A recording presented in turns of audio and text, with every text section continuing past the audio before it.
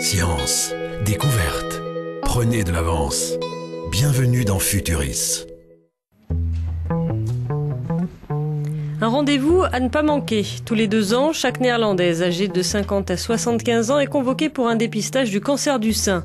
Des mammographies régulières qui restent la meilleure arme contre le plus répandu des cancers chez les femmes.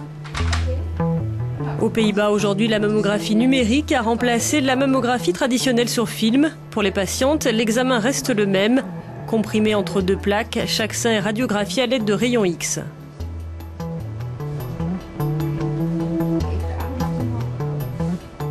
Pour moi, c'était comme une mammographie normale. On ne sent pas de différence. Ça m'a fait un peu mal, mais on sait que c'est toujours comme ça. Ça ne dure pas longtemps de toute façon, donc c'est pas grave. Avec la mammographie numérique, une image électronique du sein est produite sur ordinateur. Elle peut être optimisée en jouant par exemple sur les contrastes. Des images faciles ensuite à archiver ou à transférer. Les Pays-Bas viennent de lancer la numérisation complète de leur programme de dépistage.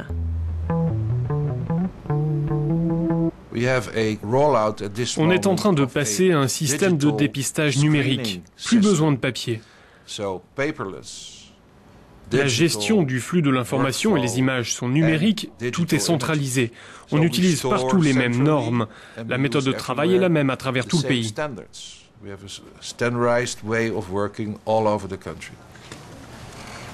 Selon Art Dennyton, qui supervise le projet, la numérisation est donc un moyen d'améliorer l'organisation de la campagne de dépistage à laquelle participent chaque année 1 million de Néerlandaises. À terme, le but est de parvenir à un dépistage plus intelligent et plus efficace.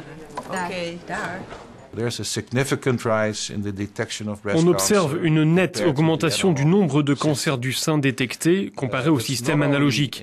Et cela ne concerne pas seulement les formes précoces de cancer avec des calcifications, ce qu'on appelle les DCIS, cela concerne aussi les petites tumeurs invasives.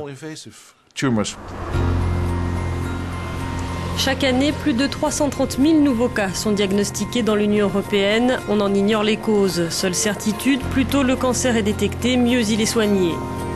Et aujourd'hui, le développement du numérique ouvre de nouvelles perspectives. À Brême, en Allemagne, l'Institut Fraunhofer-Mewis est spécialisé dans l'informatique liée à l'imagerie médicale. Ces chercheurs mettent au point les logiciels de demain. Ils sont au cœur d'un projet européen qui vise à donner les moyens aux radiologues de traiter au mieux une quantité grandissante d'informations.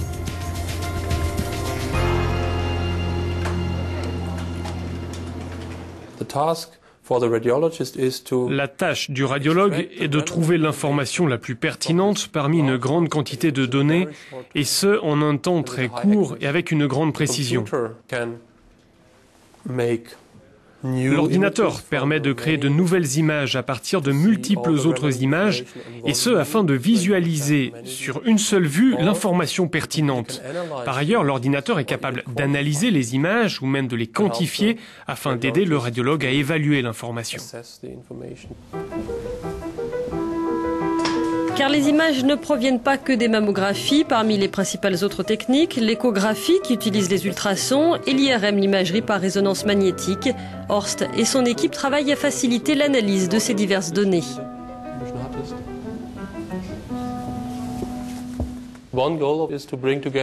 Un des objectifs est de centraliser toutes les informations sur un même poste de travail afin d'être plus efficace. Cela permet une évaluation combinée des différentes données. Prenons par exemple une femme qui passe une mammographie et un examen des seins par IRM, l'imagerie par résonance magnétique. Eh bien, avec ce nouveau poste de travail, on va pouvoir faire un diagnostic conjoint issu de ces 2 examens. Retour aux Pays-Bas, à Nijmegen. Nous sommes au centre médical universitaire de Saint-Radboud. Ici, on utilise certains des logiciels mis au point à Brême. C'est le cas pour le diagnostic par IRM.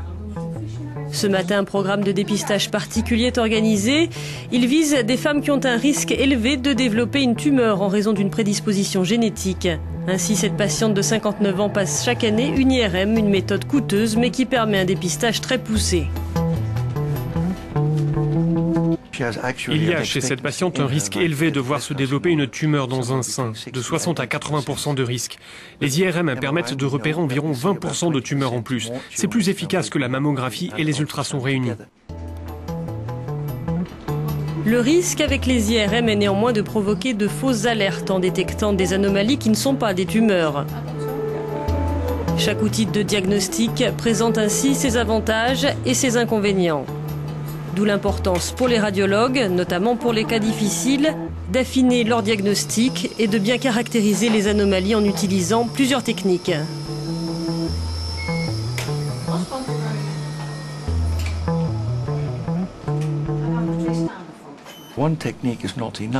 Une seule technique, ce n'est pas suffisant. L'IRM est bien plus sensible que la mammographie. Pour autant, il y a un autre problème. Le cancer du sein se manifeste parfois au travers de microcalcifications. Or, ces calcifications, on peut les observer avec une mammographie, mais pas avec une IRM. Si une patiente est atteinte de plusieurs tumeurs, disons 3 ou 4, je dois collecter des informations ici et là. Donc, j'aimerais pouvoir disposer de toutes les informations sur un seul poste de travail, avoir les résultats de l'IRM, des ultrasons, les résultats de la mammographie. Ce serait super.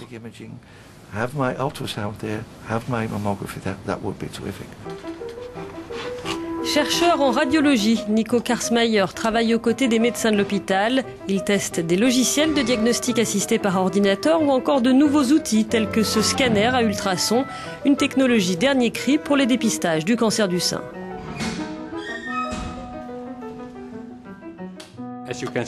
Comme vous pouvez le voir, il y a un très large transducteur à ultrasons. On l'appuie sur le sein, le scanner bouge dans ce sens et crée une image en 3 dimensions du sein. C'est bien plus efficace et plus rapide qu'un appareil d'échographie traditionnel à la main. Le principal intérêt, c'est que ce système est bien moins cher qu'une IRM. Comparé à la mammographie, c'est inoffensif car il s'agit d'ultrasons et donc il n'y a pas de radiations qui peuvent être nocives. There's no risk for the patients with harmful radiation.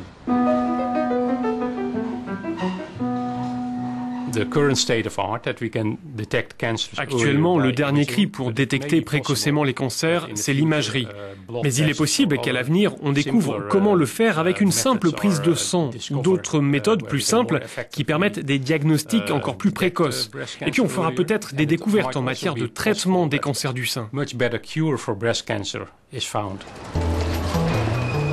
En attendant d'en arriver là, chercheurs et radiologues continuent de progresser sur la voie du numérique, une aventure au service des femmes porteuses d'espoir pour l'avenir.